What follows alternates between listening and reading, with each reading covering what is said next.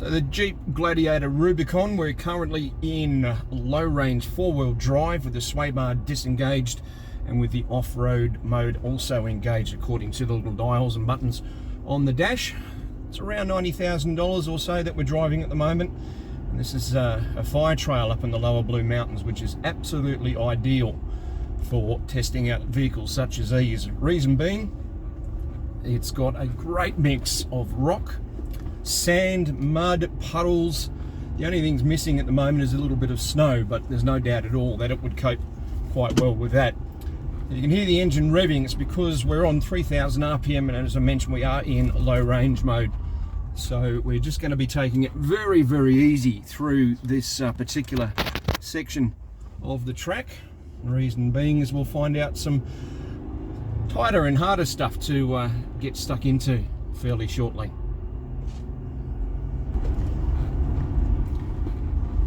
We're actually heading back from the end of the track itself, and there is this particular puddle which gave us a little bit of a wadder when we came through, primarily because in this, as we go in nice and gently, there really is some undulating terrain underneath in that particular section. You can see the car moving around, and with that sway bar disengaged, it does feel as if the body is moving around more than what it probably would have. But look, we're just going to be taking it safe, as I mentioned.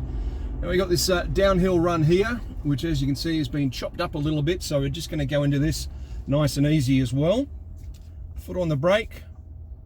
We just see the nose going down. We're at a fairly reasonable angle at the moment, and we're just going to bottom out a little bit on the back, so we're just going to jump on the brake.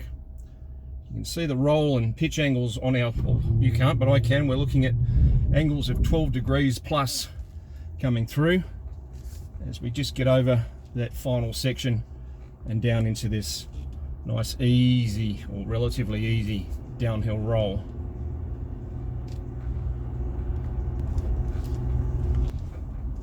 So 10 degrees bow angle going down on that particular section there.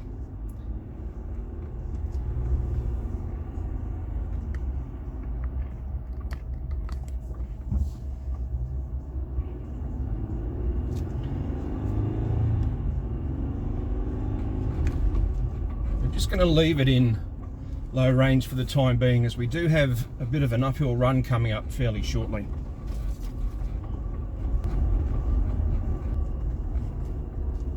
This is one we'll just go a little bit off to the left to start, and then bring it across over to the right. We're sitting on 16 degrees and 12 degrees roll, which this thing can handle upwards of 25 on each. But as you can see, there's a fairly decent range of terrain on this particular fire trail to deal with in a vehicle such as this. It's one that any four-wheel drive club would be able to tell you just how good it is for trialing out a vehicle.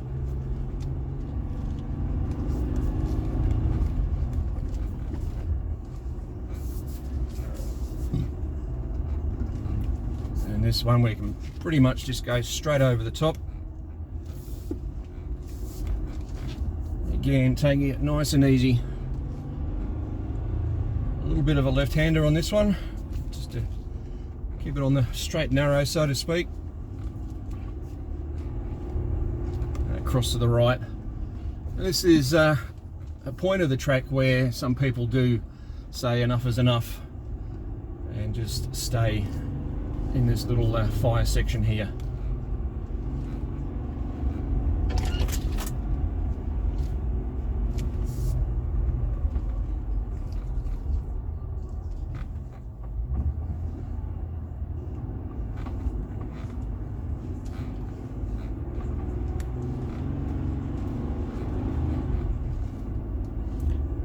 A feature embedded in the dash is what's called trail cam, so you can actually have a look at your forward motion. As you can see, it's got a clean camera button there, which basically just sprays a little bit of water onto that front camera, but it's quite a handy little gadget to have. So moving along quite nicely at the moment, and this section will actually come to a another uphill run. There's 3 fairly serious bumps in regards to what needs to be driven over in either direction in order to reach the area that we're on at the moment.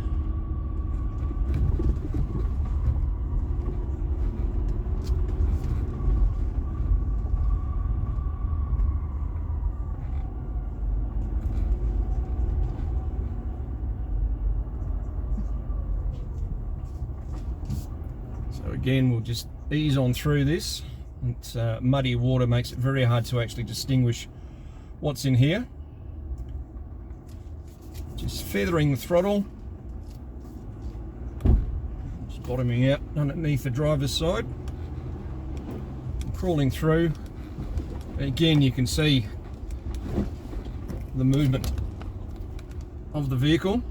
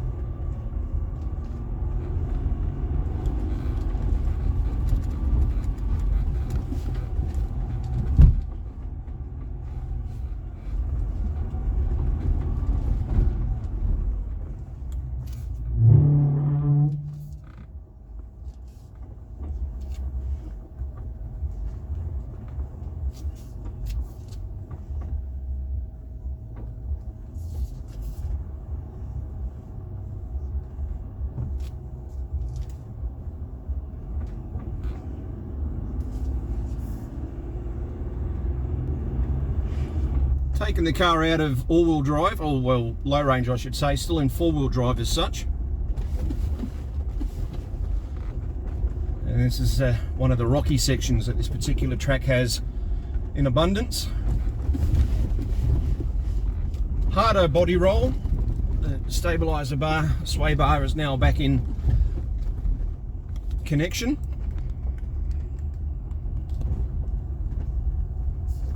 And a nice little mud patch that's been dug out over the last couple of years to bring it on through.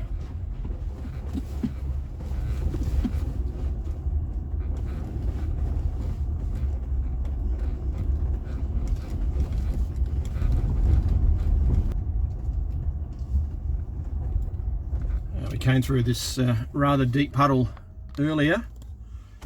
And this is one of the ones where it actually gets a little bit exciting to go through at a reasonable rate of knots. Keeping up the momentum, getting the splash on the side and through nice and easily.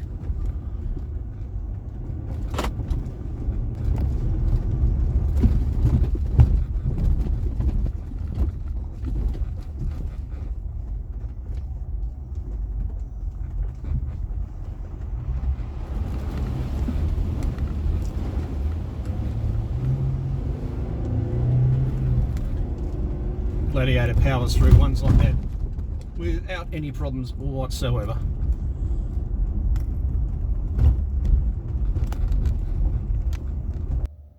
Hidden in the menu system is this off-road pages, and it gives you a fair bit of information, as you can see here, telling you that the sway bar is connected, what transfer case condition we're in, etc. So I'll actually just move the car into neutral, and the lever is a little bit stiff, and there we go. So we got 4 high range auto, and then we move it across, bring it on down, and that should now actually tell us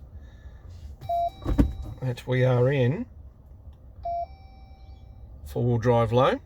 And these buttons down there you can actually use to lock the front and the rear diff,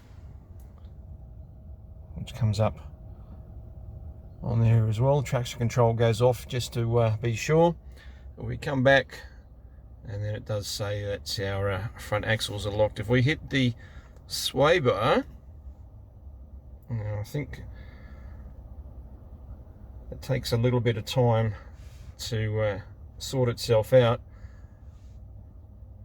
but we'll leave that for the time being, and then just come across to the other information, accessory gauges, so we can see that we're fairly much right in the bubble for everything that we need to do, and pitch and roll if we're going to be moving around as we talked about before.